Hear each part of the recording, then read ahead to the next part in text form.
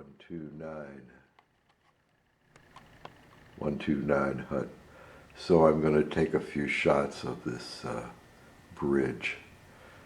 You can see that the saddle is high. It's about like a saddle would be on a brand new Martin or Gibson.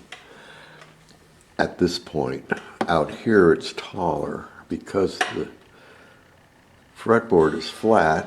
This has to be flat, but the bridge came from a guitar with a arched fretboard, so these corners are sticking up.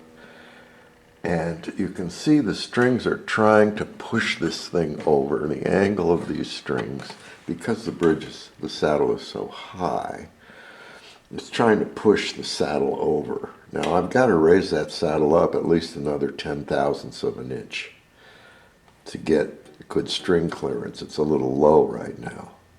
And the major problem is that the saddle slot is not very deep. We'll look at it from another angle. Again,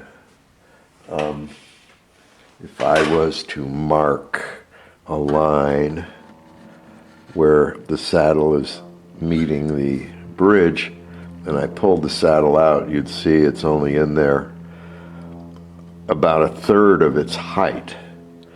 It's going to tend to want to pull itself over and put a lot of strain on this piece of wood because it has a high amount of leverage. My solution, I do this all the time, is to, this is rosewood from a Martin guitar. I would simply add, about a 1/16 of an inch to the front. I'll cut this and make it a little more obvious as to what I'm trying to do, but this is an excellent solution to an impending problem.